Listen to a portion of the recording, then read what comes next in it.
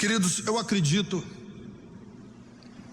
que nós vivemos uma falência das instituições neste século 21.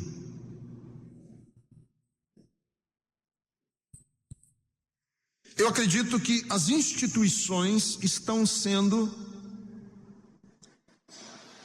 reprogramadas, repensadas, e há uma crise nas instituições.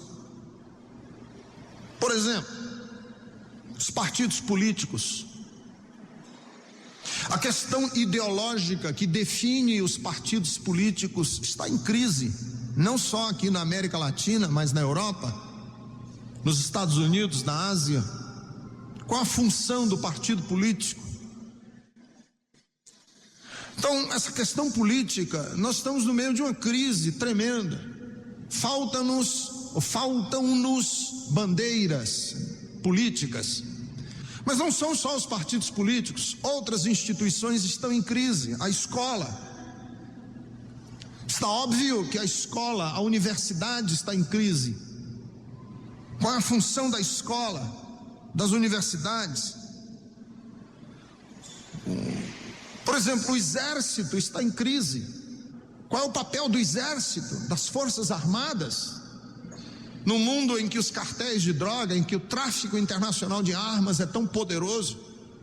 Qual é o papel do exército, das forças armadas? Mas não é só os exércitos, o Estado está em crise. O papel do Estado está sendo repensado e redesenhado a cada dia nessa nova época que nós estamos vivendo, desde que Margaret Thatcher na Inglaterra e o Ronald Reagan nos Estados Unidos se mobilizaram em torno de um neoliberalismo. Nós estamos redefinindo o papel do Estado. O Estado está sendo cada vez mais enxuto. E para que serve o Estado na economia? Está uma crise no Estado. Família está em crise. Família está em crise com essa biogenética, com os novos conceitos de família a partir das lésbicas e dos homossexuais que estão agora adotando crianças. Está sendo rediscutido o que é família e por onde passa a família.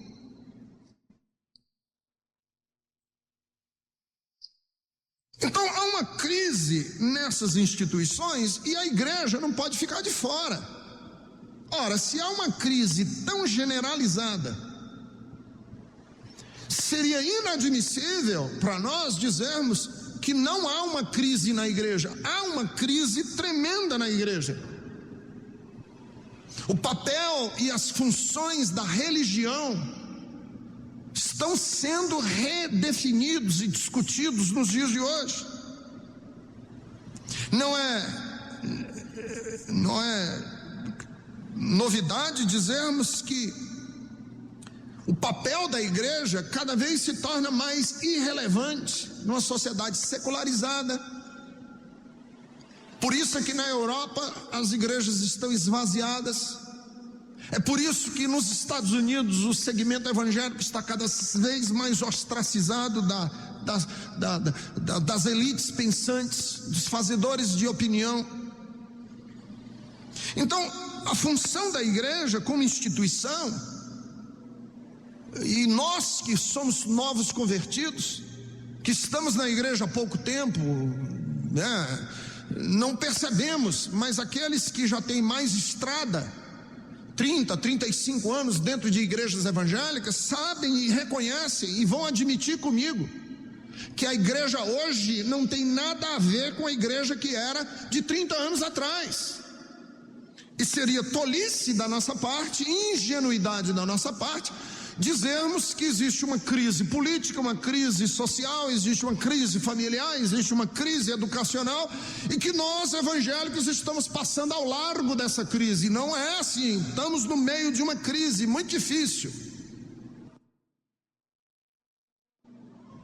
E eu não me sinto competente para responder aos novos desafios que a igreja está atravessando. Sinceramente eu não me sinto, porque eu sou filho dessa geração. Eu acredito que quem vai responder a essa crise que está sendo levantada é a próxima geração. São os pastores que vão me suceder depois da minha morte.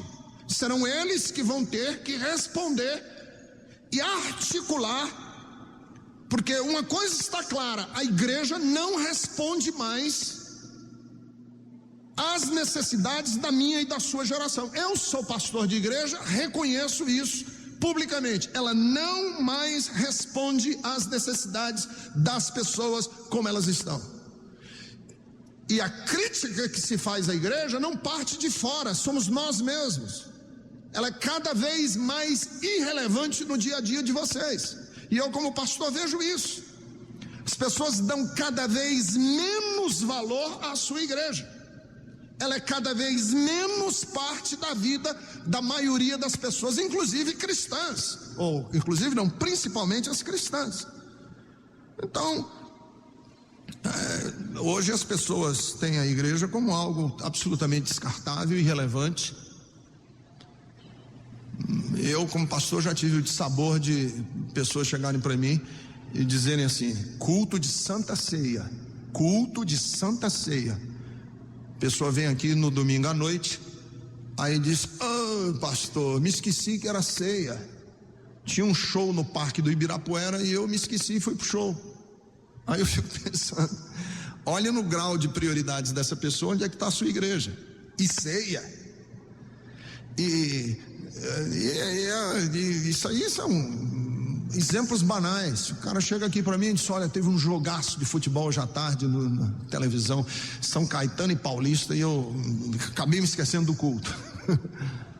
Aí eu fico pensando, trocar o reino de Deus e os valores do reino de Deus por São Caetano e Paulista é dureza no coração.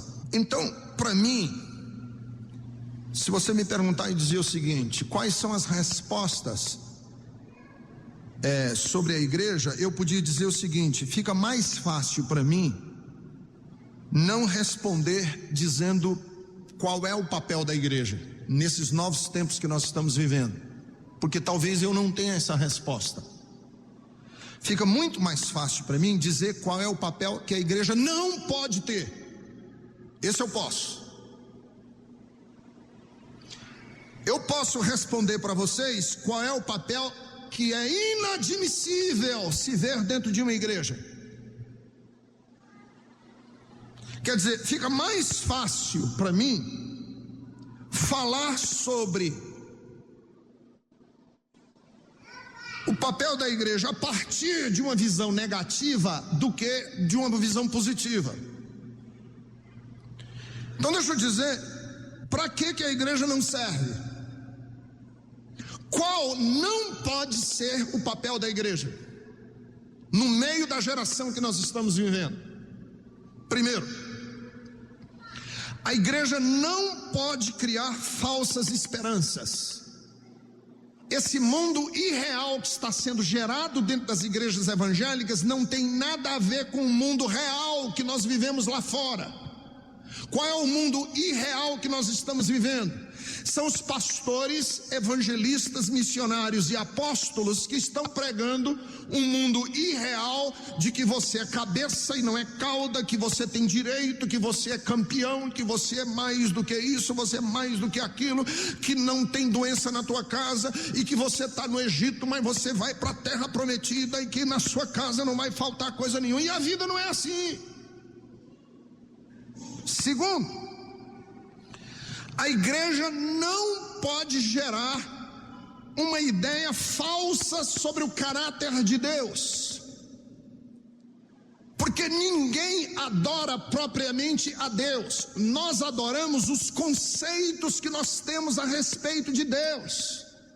Se os conceitos que você tem a respeito de Deus não batem com aquilo que a Bíblia diz que Deus é, você não está adorando a Deus, você está adorando um ídolo, você está adorando um Deus fictício, que não é o Deus da Bíblia. E eu quero dizer para vocês, na grande maioria do cristianismo nos dias de hoje, não se está mais adorando o Deus da Bíblia, é um ídolo, é um Deus falso. Não é o Deus da Bíblia. Pode ter o nome de Deus, ter o nome de Jesus Cristo, pode se chamar Jeová, mas não é o Deus da Bíblia, porque não bate com o Deus que está revelado nas Escrituras.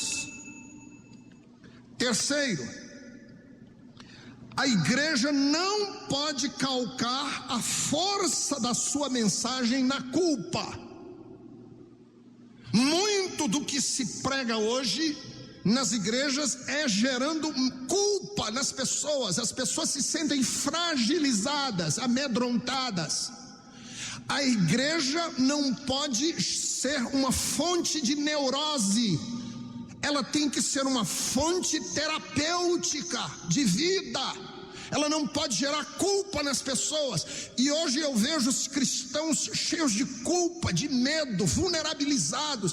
Tem medo de demônio, tem medo de praga, tem medo de maldição, tem medo de macumbaria, tem medo disso, tem medo daquilo, vive apavorado. Não pode. Quarto, a igreja não pode desenvolver um relacionamento utilitário entre as pessoas e Deus. Você sabe o que é um relacionamento utilitário? Relacionamento utilitário é aquele relacionamento que eu tenho do toma lá, dá cá. Nós não podemos ter esse relacionamento dentro do reino de Deus. Que se eu fizer isso, Deus faz aquilo. Que se eu orar desse jeito, Deus me dá daquele. Que se eu fizer isso, Deus opera daquela maneira. Eu não posso gerar um cristianismo em que as pessoas se relacionam com Deus por interesse. Porque se eu gerar um cristianismo utilitário, as pessoas passam a adorar a Deus não por aquilo que Ele é. As pessoas adoram a Deus por aquilo que Ele dá. E isto é danoso para a fé, porque nós vamos estar sempre com algum interesse em tudo que fizermos em relação a Deus. Não pode. Quinto, a igreja não pode ser um fim em si mesma. Ela está a serviço dos valores do reino, e não os valores do reino a seu serviço. A igreja não existe para si, ela existe para o outro. Nós não existimos para nós mesmos. E eu tenho grande dificuldade de pessoas que estão usando a igreja para se promoverem, para se elegerem politicamente, para ficarem ricos. E tem um monte de gente fazendo isso. A igreja não pode fazer isso. A igreja não serve como um fim em si mesma.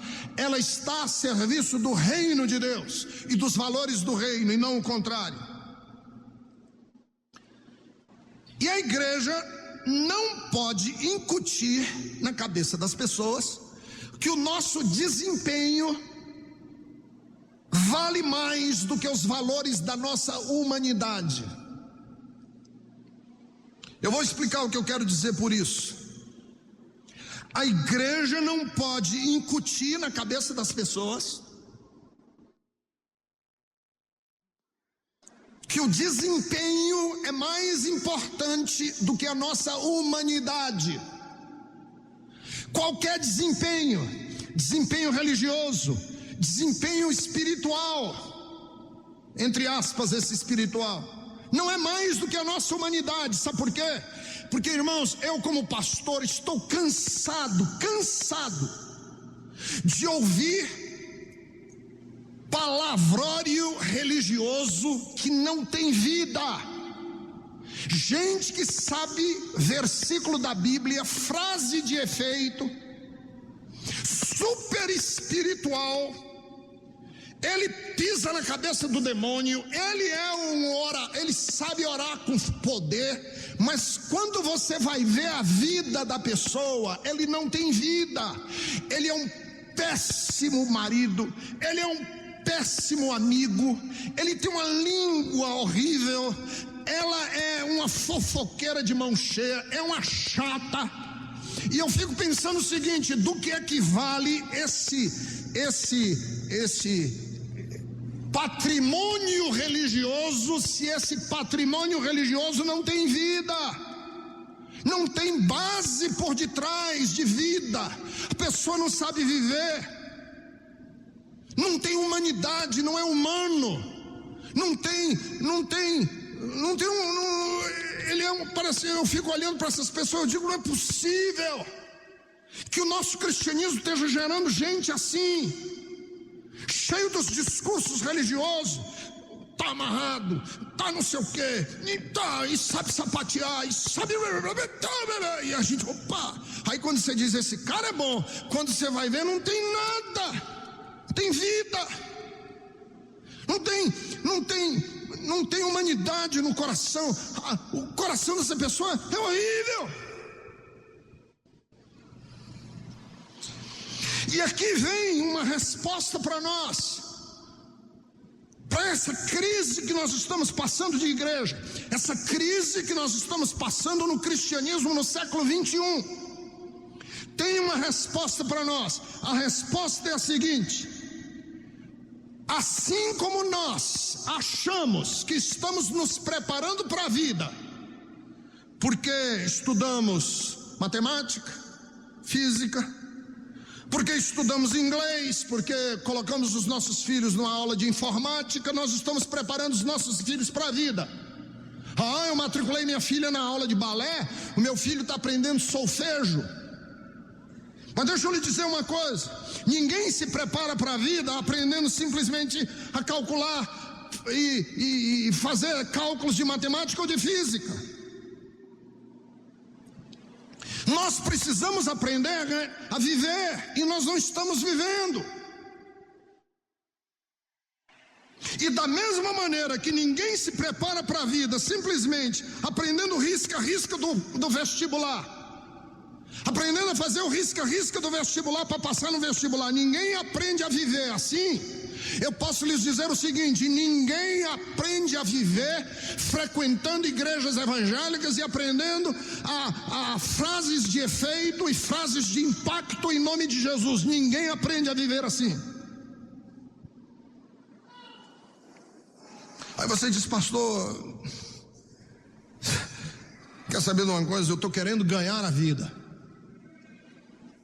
trabalho de sol a sol, estou me esfolando os joelhos e as mãos, que eu estou querendo ganhar é a vida.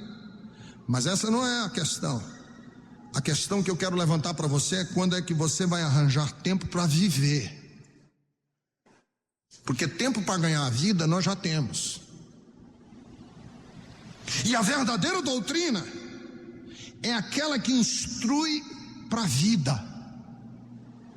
O verdadeiro cristianismo não é aquele que fantasia um mundo irreal e manda a gente sapatear e decretar em cima de uma carteira de trabalho que vai dar certo. Esse não é o verdadeiro cristianismo. O verdadeiro cristianismo não é aquele que nos ensina a fugir. O verdadeiro cristianismo é aquele que nos desafia a viver. Por isso que a imagem de Jesus é a nossa meta, e o caminho é a nossa integridade, é uma vida correta diante de Deus. Qual é a nossa meta? É a imagem de Cristo, que viveu como homem entre nós, que não fugiu da vida. E o caminho para alcançarmos esse valor é o caminho da integridade. Nós aprendemos e precisamos aprender a viver. É muito interessante porque nós chegamos num período da vida do José que o Jacó chega no Egito. Houve uma série de circunstâncias. José foi vendido pelos irmãos, esteve na cadeia, foi tirado da cadeia, foi guindado à posição de vice-governador do Egito.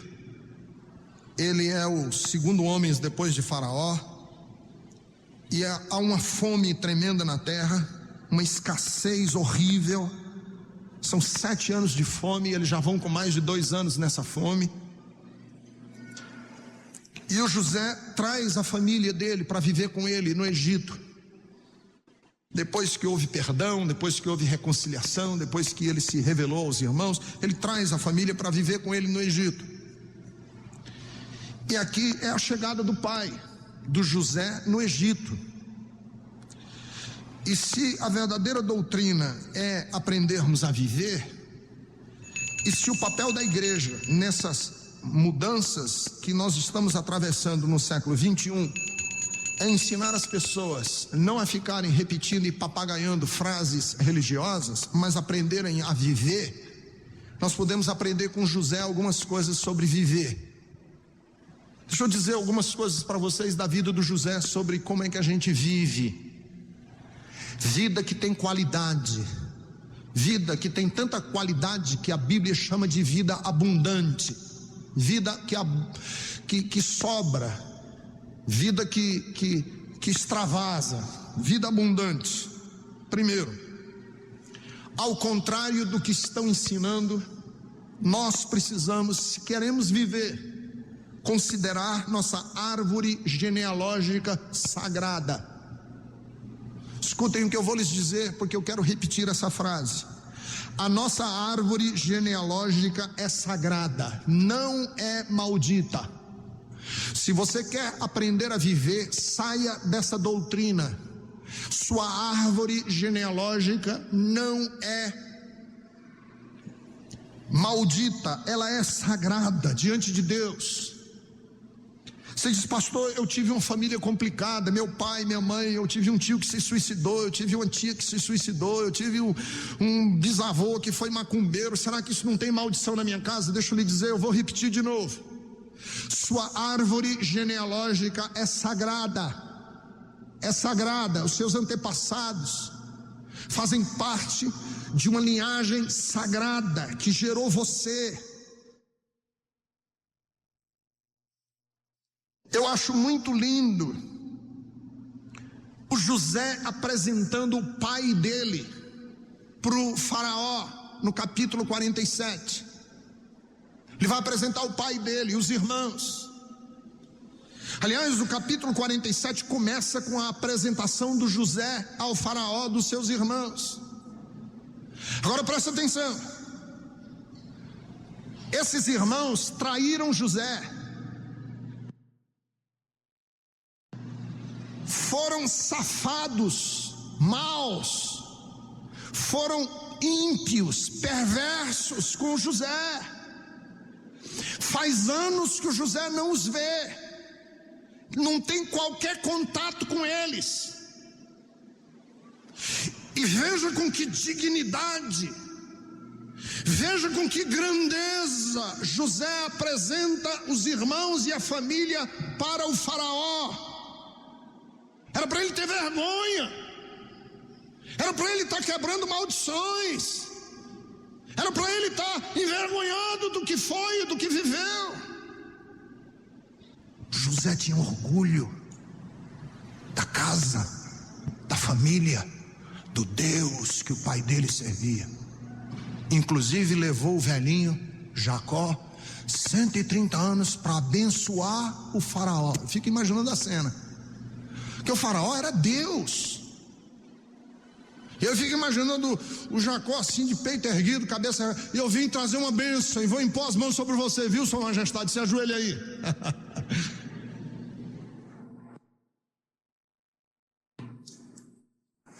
Que coisa preciosa. Por que eu estou dizendo isso?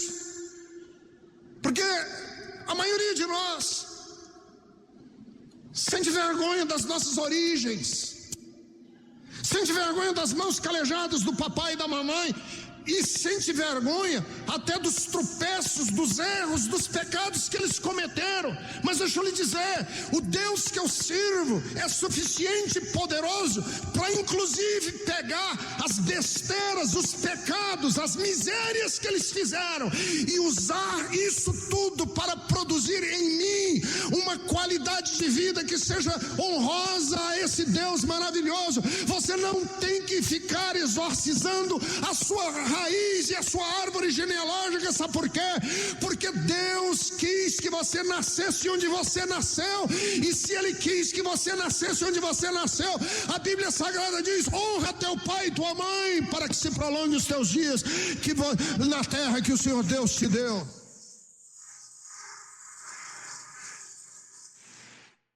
Segundo, viver, se queremos viver, nós temos que também mudar o nosso discurso. Nem toda resignação é covardia. Nem toda resignação é covardia. Assim como nem toda luta é heróica. Que é o contrário do que está sendo dito nas igrejas evangélicas hoje. Nem toda resignação é covardia.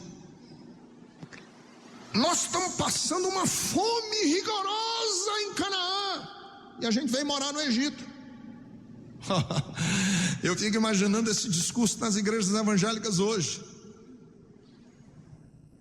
Covardia, se adequaram, luta. Como é que você vai para o Egito?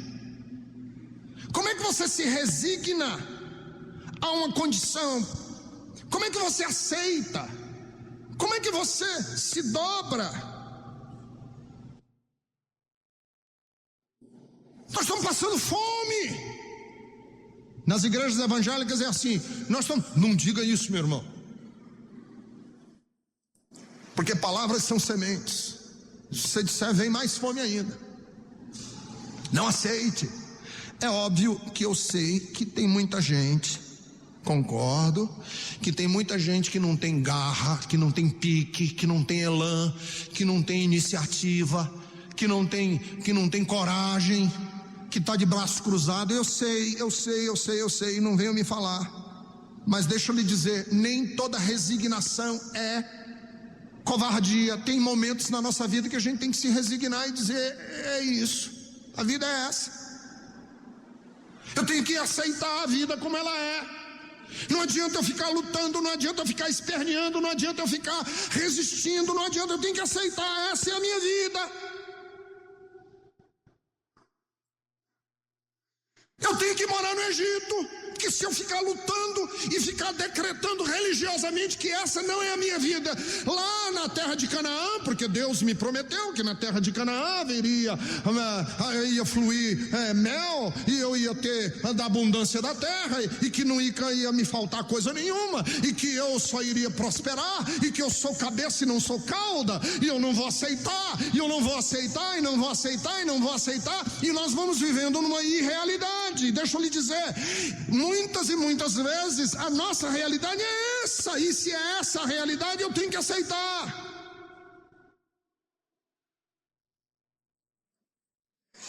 Nem toda resignação é covardia, é aceitar a vida. Aliás, felicidade pode ser entendida como esta serenidade. Qual serenidade? A serenidade de aceitar a vida quando não depende de nós. Sabe o que é felicidade? Eu vou dizer o que é. É a capacidade de aceitar a vida quando ela não depende de nós e lutar com todas as nossas forças para transformá-la quando depender da gente. Isso é felicidade. Aliás, esse é o tema dos alcoólatras anônimos. Não é? Os alcoólatras, os AAs, tem um tema, tem um lema que eles repetem entre eles, que é muito bonito. Deus, dê-me serenidade para aceitar as coisas que não posso mudar, coragem para mudar aquilo que posso, e sabedoria para saber discernir uma coisa da outra. Tem horas que é melhor ir para o Egito, me sujeitar ao faraó, viver lá, do que estar resistindo brava e heroicamente uma situação que não tem mais jeito. Eu sei que quando eu digo uma palavra dessa, várias esposas ficam irrequietas. Porque meu marido saiu de casa, foi embora, e eu estou numa dúvida tremenda se devo tocar minha vida para frente ou ficar esperando por ele. Eu sempre digo assim para as mulheres: a não ser que você tenha clara revelação de Deus que você deve esperar pelo marido que abandonou sua casa, espere.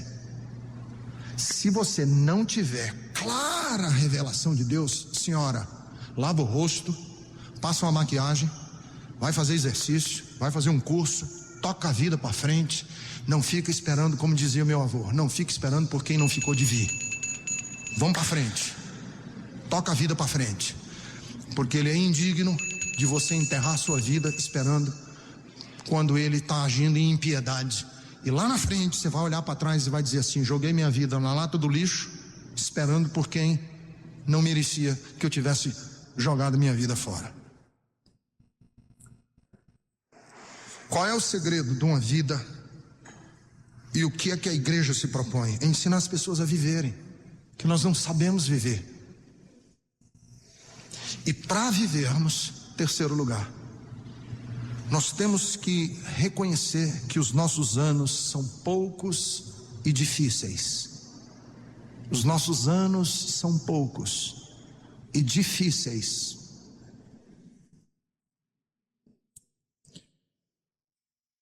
O faraó perguntou para o Jacó, quando viu a cara do Jacó na frente dele, disse assim: o senhor tem quantos anos?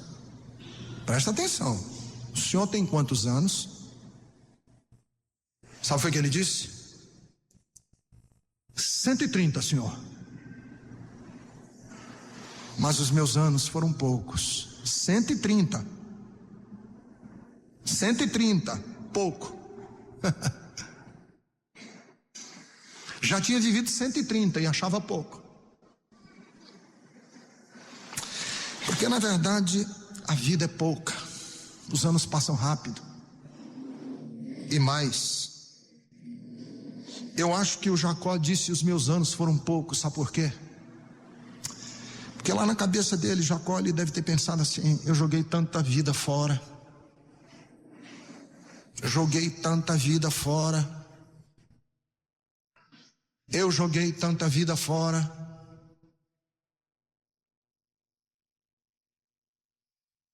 E ele vai reconhecer que jogou a vida fora aos 130 anos de idade. E aí me vem uma pergunta: do que adianta você aprender a viver quando é tarde demais? Do que adianta eu chegar à conclusão que minha vida é pouca quando eu estou com 130 anos? Do que adianta eu aprender a ter autocontrole depois que eu estou com uma cirrose hepática de tanto beber? O que adianta? Do que adianta eu reconhecer que deveria ter tido mais tempo com os meus filhos depois que eles já estão adultos e foram embora, tocar a própria vida? O que adianta? Do que adianta eu reconhecer que fumar é uma estupidez, uma burrice, depois que eu estou com câncer no pulmão, enfisema, morrendo no hospital? O que adianta? Do que adianta eu reconhecer que eu vivi pelos meus instintos muito mais do que pela minha razão,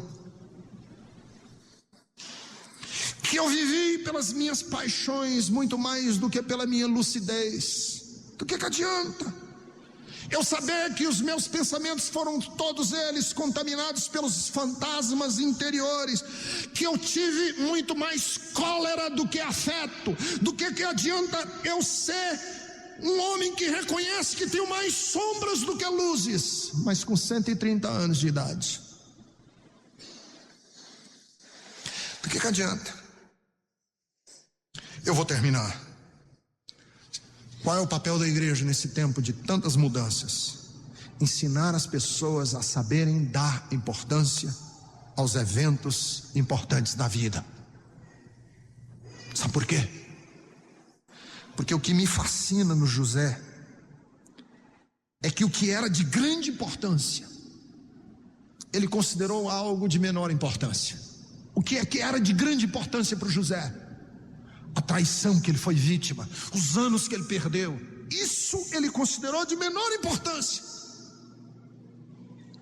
O O importante para ele era salvar a família, era salvar a linhagem, era salvar a raça, porque desta linhagem viria o Messias, porque desta linhagem viria a salvação de Israel. Na vida, nós precisamos saber dar importância ao que tem importância. Você sabe qual é o grande problema dos evangélicos ocidentais hoje? É que nós vivemos uma espécie de narcisismo religioso. Nós achamos que o mundo gira ao nosso redor. E nós devemos tomar muito cuidado para a gente não julgar Deus a partir da nossa burguesia rala, boba, que a gente está transformando Deus num servo de burgueses que fazem beicinho quando as suas vontades não estão sendo cumpridas. O José tinha essa grandeza, ele foi traído, foi vendido, e ele não ficou com essa preocupação, ele está preocupado com isso, ele não está preocupado, ele está preocupado com as grandes questões da vida. E o grande problema do cristianismo hoje é que nós estamos nessa fé de varejo, essa fézinha pequenininha do varejo, resolve um probleminha aqui, resolve um probleminha lá, resolve um probleminha aquilo, e que não termina nunca, porque a vida é cheia de percalços, cheia de lutas, e nós passamos o resto da nossa vida inteira achando que o mundo inteiro gira em torno dos nossos caprichos, das nossas vontades, que são vontades aburguesadas. E nós precisamos resolver isso no nosso coração e decidirmos o que é que nós queremos do Evangelho e o que é que nós queremos viver a fé cristã. Isso é o que me encanta, não só em José, na pessoa de Jesus, que via em cada circunstância da vida, não uma armação contra ele, ele via em cada circunstância da vida a possibilidade de cumprir o reino de Deus, de ser útil nas mãos de Deus. A grande pergunta que nós estamos é o seguinte: que tipo de cristianismo nós estamos querendo viver? Qual é o cristianismo que nós estamos querendo viver? Qual é a vida cristã? Vamos tomar muito cuidado para que nós não transformemos o reino de Deus